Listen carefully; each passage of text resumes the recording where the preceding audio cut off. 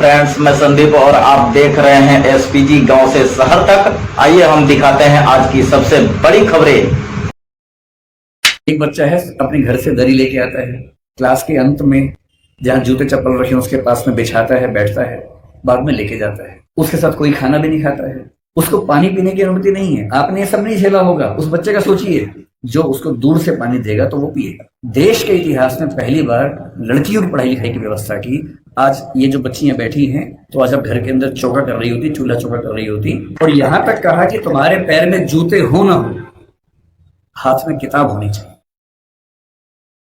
मैं देखता हूं कि हमारे समाज में बहुत लोग उनका विरोध करते हैं। उनको लगता है कि ये दलितों का नेता है, ये हिंदू धर्म के बहुत खिलाफ था, ये बहुत नाराज रहता था। लेकिन उन्होंने उन परिस्थितियों को, उस बैकग्राउंड को देखा नहीं जो आज मैं आपसे डिस्कस करूंगा। आपने सुना होगा जरूर, नहीं सुना तो बात सुन लीजिए और फिर तुलना कीजिए कि आज आप जहां हैं क्यों वहां हैं।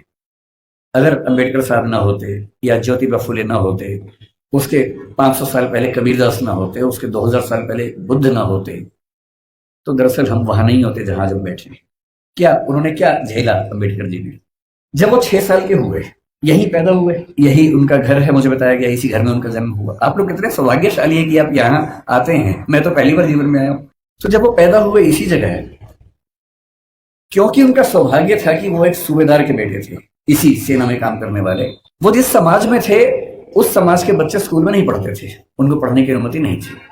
पर क्योंकि वो सूबेदार के बेटे थे, और सूबेदार एक कमीशन पद होता है सेना में, बड़ा पद होता है, तो इतना हो गया कि उनको स्कूल जाने का मौका मिल गया। पर उनकी माँ को, आदरणीय भीमाबाई जी को अच्छे से पता था कि जब बच्चा स्कूल जाएगा तो इसके साथ बहुत बुरा बर्ताव होगा, जिसको आपकी भाषा में बुलिंग कहते हैं, आजकल के बच्चों की भाषा में बुलिंग कहते हैं, उसका खतरा था। और माताओं को, पिताओं को बहुत चिंता होती है कि हमारे बच्चे के साथ स्कूल में ज्यादती ना हो, बदतमीजी ना हो। कल को आप भी पेरेंट्स बनेंगे, आप भी इस दर्द से गुजरेंगे। ऐसे कई बच्चे होते हैं, कोई फिजिकली उतना ठीक नहीं है, कोई मेंटली उतना ठीक नहीं है। जब वो स्कूल जाते हैं बच्चे, एक तो पहले वो पीड़ित है, उसके बाद स्कूल के बाकी बच्चे उनका मजाक बनाते हैं, चिढ़ाते हैं।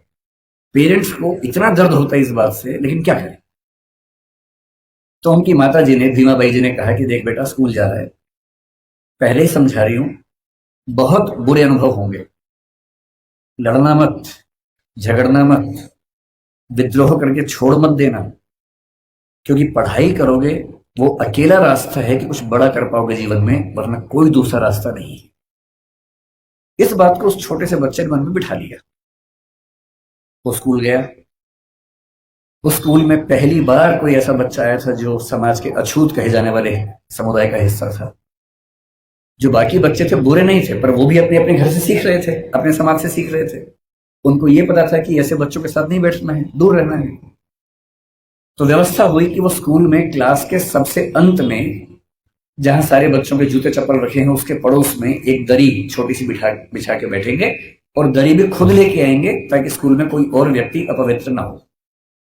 अब सोच के देखिए, इमेजिन कीजिए उस बच्चे की हालत कि एक बच्चा है, अपने घर से दरी लेके आता है, क्लास के अंत में जहां जूते चप्पल रखे उसके पास में बिछाता है, बैठता है, बाद में लेके जाता है। उसके साथ कोई खाना भी नहीं खाता है, तो वो दीवार की तरफ चेहरा करके अपना भोजन करता है जो घर से लेके आया था। उसको पानी पीने की अनुमति नहीं है। आपने ये सब नहीं झेला होगा, उस बच्चे का सोचिए। ये आपसे केवल और केवल 110 साल पहले की बात मैं कर रहा हूं, बहुत पुरानी बात नहीं है, 115 साल पहले की बात। उस बच्चे को पानी पीना है, और स्कूल में पानी की एक ही व्यवस्था है कि जो पानी का नल है या घड़ा है, उसे वो नहीं छू सकता। तो एक चपरासी है जो उसको दूर से पानी देगा तो वो पिएगा, वो घड़ा नहीं छू सकता है। और ये बात कोई और नहीं कहा है, डॉक्टर अंबेडकर ने खुद अपनी आत्मकथा लिखी है। वो उस समय छप नहीं पाई थी, छपी 1990 के आसपास है।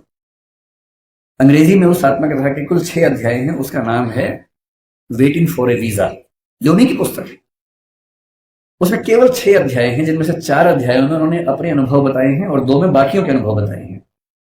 और जो पहला अनुभव है वो यही अनुभव है। इतने बुरे अनुभवों से गुजरने के बाद इस व्यक्ति को गुस्सा क्यों नहीं आएगा? इस व्यक्ति के अंदर नफरत पैदा क्यों नहीं होती? ऐसा ही था 1848 में ज्योतिराव फुले के साथ। फुले अंग्रेजी माध्यम से पढ़े हुए व्यक्ति थे, और जब पढ़ाई खत्म हुई उनकी 1847 में, 1848 में उनके एक मित्र ने, जो कि उच्च जाति का था, कहा कि मेरी शादी है तो मेरी शादी में आना।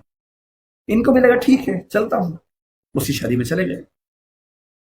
उस शादी में वो गए और दूल्हे के माता पिता ने जैसे ही देखा कि एक अवर्ण व्यक्ति विवाह में आ गया है, इतना खराब से उनको लताड़ा, इतना अपमान किया। और ज्योतिराव फुले कहते हैं कि वही मेरा टर्निंग पॉइंट था।